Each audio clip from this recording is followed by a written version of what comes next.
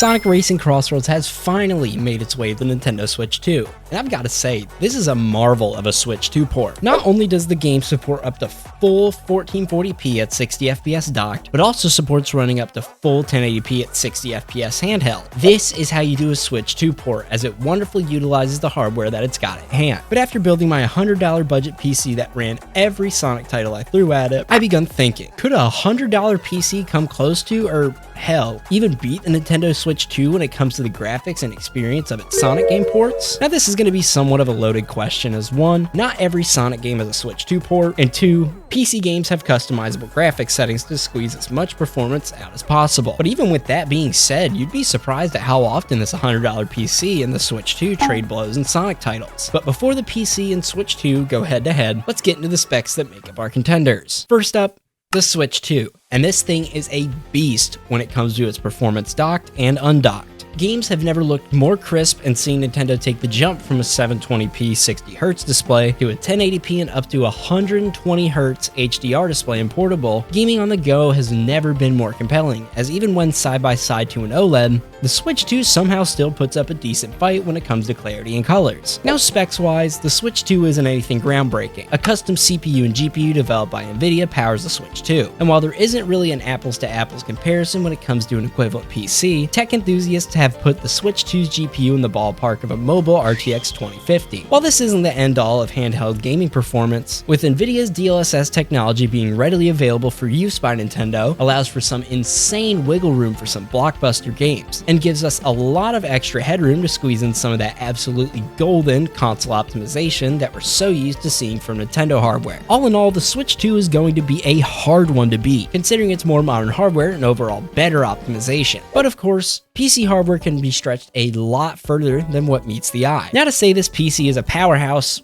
would be a lie. I mean, this thing can barely hold a candle to my personal rig, but that doesn't mean this now retired Office PC can't put up a decent fight. Rocking an Intel i7 7700 and a GTX 1630, this PC can not only conquer any Sonic title thrown at it, but play some of this generation's AAA titles as well. Now due to its age, it lacks a lot of modern PC creature comforts that we've come to appreciate. DLSS, frame gen, and most other AI upscaling tools are not at our disposal here, but that's where the magic of PC game optimization comes in. Is there a setting eating up too much VRAM and performance causing you to lag? Drop it down. Feeling stutters? Drop graphics settings down. Want a buttery smooth experience while sacrificing all visual quality? You best drop down those graphics settings, baby. Honestly, I think the PC has just enough flexibility to where it can get the edge on the Switch 2, but that's going to take quite some work to get to. With that out of the way though, let's lay down some ground rules before getting into this. To start, whatever game comes out on top in terms of visuals and performance will get 1 point. Any mods to help the performance of the PC will be allowed, and all games will be tested at the same resolution as they are on the Switch, unless the PC could somehow output at a higher resolution at a more stable frame rate. With that out of the way, let's get right into this. Our first game is Sonic Racing Crossworlds, and to be honest, I thought the PC would have put up a much better fight, but instead, at 1440p with models and shadows on high, the $100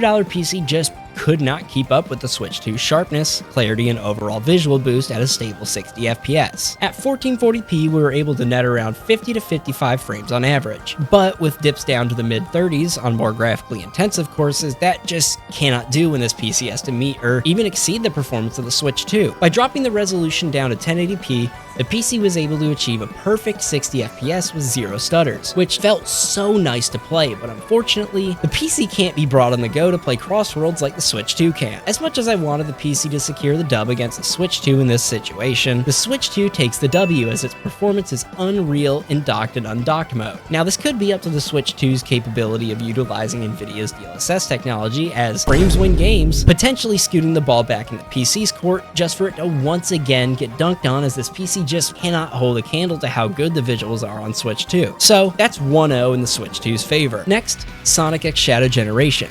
But we are going to split this into 2 parts, both Shadow Generations and Sonic Generations. Shadow Generations is first up, and while I expected a clean sweep from the PC, as the Switch 2 port of Shadow Generations is laughably bad, it seems that once again Nintendo Switch 2 takes the cake in this situation. Shadow Generations targets 1080p 30 FPS both in docked and handheld while in quality mode. Performance mode drops the resolution down to 720p to ensure a smooth 60 FPS while in performance mode. With the PC set at 1080p resolution with only ambient occlusion, local reflections, and volumetric lighting, we achieved a locked 30 FPS most of the time. Don't get me wrong, this is beyond playable and in some instances looks much better than the Switch 2 as it lacks the weird anti-aliasing or sharpening fuzz that you see most of the time with this port. But in some instances, I've seen the frame rate on PC drop down to 25 to at most 4 FPS. I don't know about you, but stutters like this, while infrequent, would be just the thing to pull me right out of the moment. Even at 720p with a 60 FPS cap, the game could not hit 60 FPS on PC with all settings put to the max. While I would love to find out the exact settings to get a smooth frame rate without sacrificing visual quality, by setting everything to low beside the volumetric lighting, we achieved a perfectly playable and smooth 60 FPS. Once again, noticeably missing the anti-aliasing or sharpening fuzz that is seen on the Switch, resulting in a much cleaner image in my opinion than the Switch 2, but with that lovely console optimization, the Switch 2 is once again the winner, as it's hard to deny that the Switch 2 has this PC outclassed in this port. But moving on to Sonic Generations, and the PC finally catches its first win. Both docked and handheld, the game runs at a full 1080p resolution at a buttery smooth 60 FPS, making it the perfect Sonic title to take on the go. But the PC finally swings back at the Switch 2 as at max graphics settings, 4K resolution locked at 30 FPS, the PC absolutely rips Sonic Generations to shreds. While I could have left the frame rate uncapped at 4K, it was too unstable to confidently keep the cap off, but still, at 4K resolution, the visual jump is undeniable when compared side by side to the Switch 2. Shoot, even keeping the graphics settings at max, dropping the resolution down to 1440p and uncapping that frame rate, we still stay leagues ahead as at full 1440p resolution, we can keep a stable 60 FPS. While I don't doubt the Switch 2 could hit these numbers,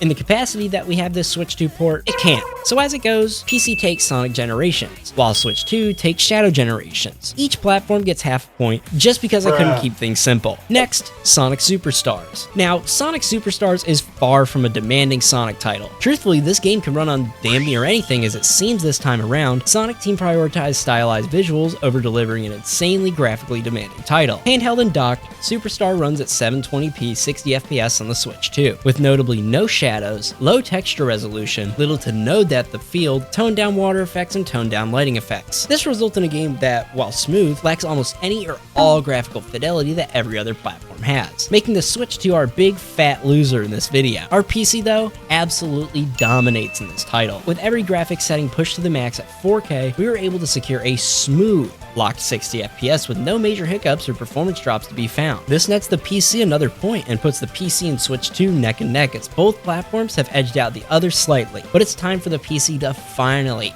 start getting its punches in. Next, Sonic Frontiers. Arguably Sonic Team's most demanding title yet, this game was the first Sonic game after Unleashed that truly made consoles and PCs beg for mercy. No, we're not including you, Sonic Boom. You were literally conceived to run like shit. So let's see just how well a PC that costs 100 bones tackles Sonic Frontiers. Now, when I first got my hands on this PC, I reported that vanilla Frontiers at all low clocked around 30 to 35 FPS on average, with potential dips into the mid to low 20s if you aren't careful. But considering that this PC is going against the Switch 2, I'm gonna need all the help I can get. And thanks to this comment, I'll be testing Frontiers this time with the Switch Terrain mod. And with that installed running at full 1080p at low settings, I clocked an average of 40 to 45 FPS over the Switch 2's abysmal 720p at 30 FPS. If you even want to call it that, as both handheld and docked mode in this game have reports of running at a dynamic 720p resolution. 40 to 45 FPS isn't bad, but we could definitely do better. By dropping the resolution down to a true 720p, we hit our cap of 60 FPS 99% of the time, which to me felt perfectly playable, and in almost every way resulted in me preferring the PC version over the Switch 2. Now, to give credit where credit is due, there isn't any Switch 2 Frontiers port yet, so we're seeing how this game would perform on Switch 1 in the shell of a Switch 2. But a win is a win regardless, and with this dub caught, the PC comes out on top over the Switch 2. But the fun doesn't even end there. Sonic Colors Ultimate is next, and if you expected the rest of this video to be wins for the PC, well, you'd be right. The Switch version of Colors Ultimate is limited to 900p dock and 600p handheld, both running at 30 FPS. Definitely expected more from this Switch port, but seeing how terrible Colors Ultimate was as a port from the get-go, my expectations weren't that high to begin with. Setting the PC to, I guess, whatever graphics settings, lack of graphics settings can be set to, we clocked in a hearty 60 plus FPS average. But with dips into the 40s and constant stutters due to bottlenecking, this just wouldn't do. Unfortunately, Unfortunately, I can't tweak any individual graphics settings or even lock my frame rate, but by dropping the resolution from 1440p to 1080p, we guarantee a smooth 60 FPS with highs going as far into the 120 plus FPS range. Still though, even with a resolution drop in mind, I couldn't seem to shake the stutters and frame rate dips. And of course, without the ability to change individual graphics settings, or hell, even an FPS cap, it doesn't seem like there's much in my power that I can do to get this game running as smooth as possible. Regardless though, it seems the budget PC sweeps the floor with the Switch version of Colors Ultimate with flying colors. No pun intended. Score is starting to get a bit more spaced out than I expected, with the PC taking a 2-point lead over the Switch 2. Can the Switch 2 pull this back? Absolutely not, as our next title is Team Sonic Racing. I never really got into this game as, to be honest, it just didn't look that fun. But quote-unquote hot takes out of the way, the budget PC slaughters the Switch 2 in this head-to-head. 1440p at max settings yields a not too shabby 60 FPS, with infrequent dips down to 50 FPS and even more infrequent but still noticeable dips to 40 FPS. Far from an unplayable experience, and I can only assume with some tweaking of the graphics settings, I could guarantee a smooth and locked 60 FPS, pushing the game's resolution up to 4K while dropping some graphics settings to either medium, low, or even off yields an average 34 to 38 FPS. Yeah, not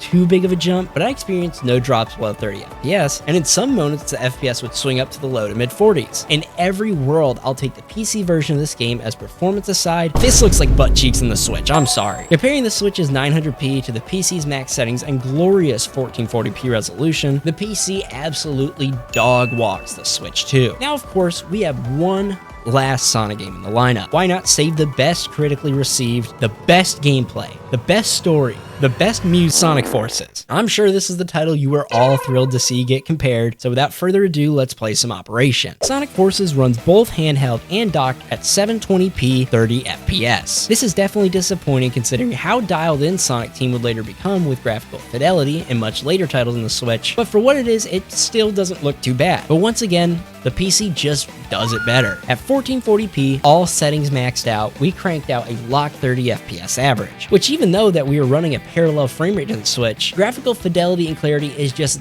that much better. But even then, the domination doesn't stop, as dropping down the resolution to 1080p, we still struck gold with a consistent 60 FPS at max settings. Not only does it run smoother, it's clearer, and honestly, it's a night and day comparison to the Switch 1 version. Truthfully, a superior experience. And so, concluding our test of 7 Sonic titles, yeah, the PC absolutely wiped the floor with the Switch 2. But this is a huge dub for a PC that only costs a fifth of what the Switch 2 will run you. Let's think a bit more logistically here. Sure, the PC absolutely wipes the floor with better graphics, resolution, and performance across the board, but the Switch 2 still has an ace up its sleeve that separates itself from the PC. Knowing that at any moment I can pluck my Switch 2 from its dock and take any of these Sonic titles to go anywhere puts it in a real tough spot to beat compared to the PC. While I've always preferred playing Sonic titles on my PC, the convenience of being able to pick up my progress and go truly wherever the hell I want and keep playing will definitely make you reconsider a build like this. Now, fortunately, the computer takes the crown, but who truly wins is completely subjective. Regardless, it was fun to put both of these powerhouses against one another, and while my PC bias will always stay, I can't say I've played Sonic Racing Crossworlds while taking the shit. So who really wins? Anyways, if you like this video or even want more tech-related content, drop a like and maybe a comment letting me know what's up. I don't know what else to say in this. Please come and watch my videos again very soon.